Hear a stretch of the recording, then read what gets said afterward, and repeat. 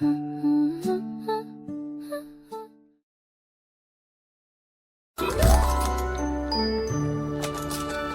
presents Rikki-Tikki-Tavi from the collection The Jungle Book by Rudyard Kipling.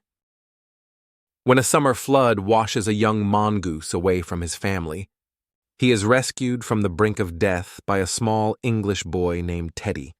Instead of fleeing back to the wild at the first chance, the mongoose, Rikki-Tikki-Tavi, finds himself in a garden teeming with life, but also with a hidden mortal danger: two enormous king cobras who rule it with fear. In this strange new world, the mongoose's killer instinct, honed for his own survival, latches onto a new purpose.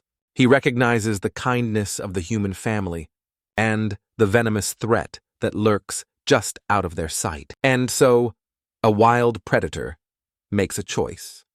Not to escape, but to stay and fight, becoming the unlikely, ferocious guardian of the very humans who saved him.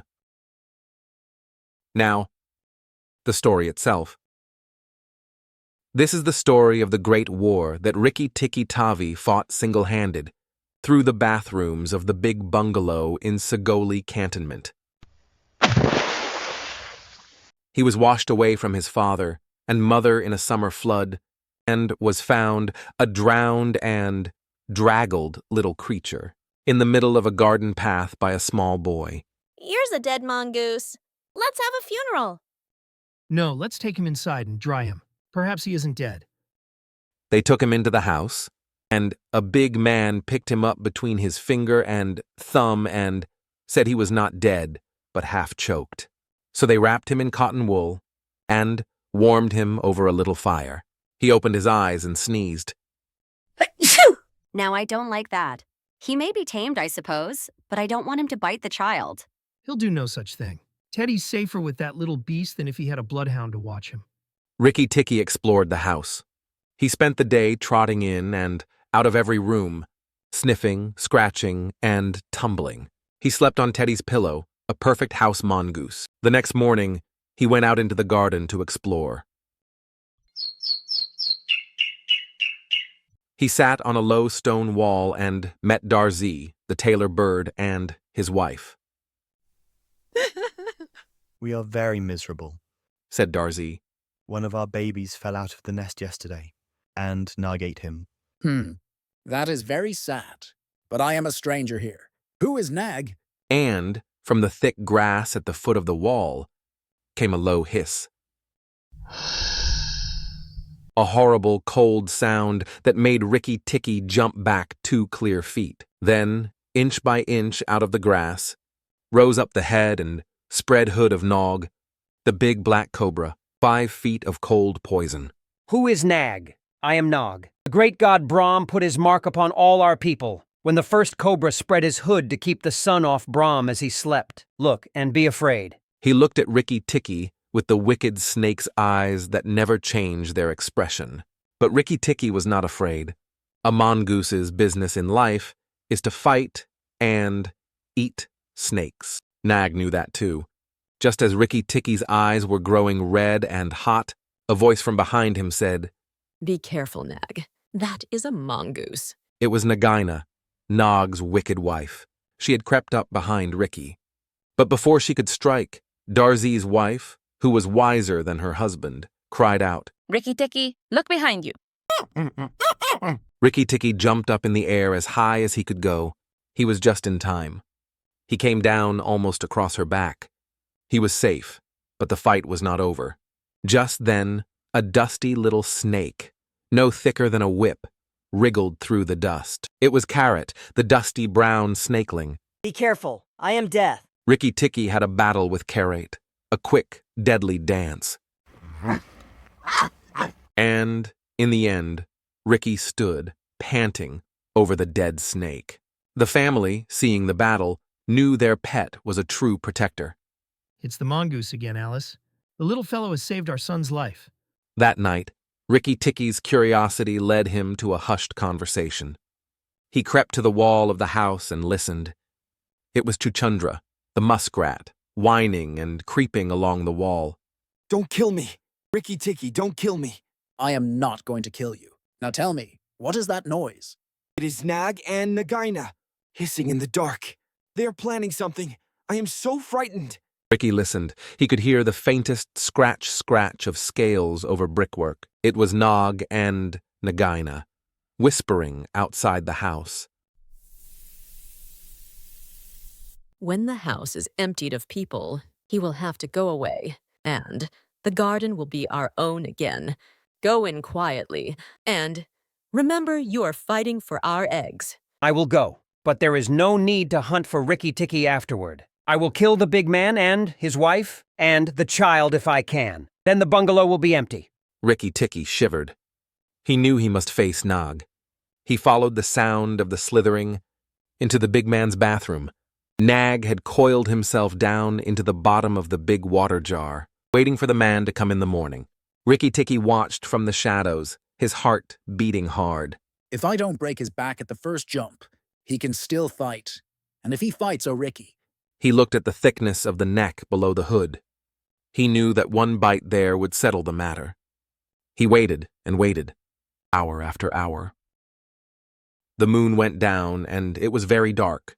But then, a faint noise from outside made Nag lift his head. That was Ricky's chance. He launched himself from the shelf, landing squarely on Nag's back just below the hood. He locked his teeth and held on. Nag was wild with rage and surprise. He thrashed and battered, flinging Rikki-Tikki against the walls, against the tin bathtub. But the little mongoose held on, his eyes red, his body battered. The noise was terrible. The big man, woken by the commotion, came in with a shotgun. He saw the thrashing cobra and fired both barrels. Nag was dead, and Rikki-Tikki, bruised and sore, was a hero. It's the mongoose again, Alice. The little fellow has saved our lives now. Rikki-Tikki felt stiff and sore, but his heart was proud. He went out into the garden to announce his victory. Oh, look here. Come and look. Nag is dead. Darzee, the tailor bird, heard him. You saved our lives. You saved all our lives. The valiant Rikki-Tikki is a king. Darzee began to sing a great song of triumph. Singer and tailor am I, double the joys that I know. For I'm going to sing of the great, the red-eyed Rikki-Tikki-Tavi. Oh, you stupid tuft of feathers. Is this a time for singing? Where is Nagaina? Nag is dead, is dead, is dead. The valiant Rikki has crushed his head. You are a fool, Darzee. The war is not over. Nagaina will be worse than 5 nags. Where are her eggs? At the end of the melon patch. Under the thorns. I wouldn't go there for anything. Ricky knew he had to act fast. But Darzee would only sing. So he turned to Darzee's wife. Darzee's wife, listen. You must fly to the veranda. Pretend your wing is broken. And let Nagaina chase you. Keep her away from the house. Darzee's wife understood. She was a sensible bird. She flew off at once to create the diversion. Nagaina had seen her husband's body being thrown on the rubbish heap.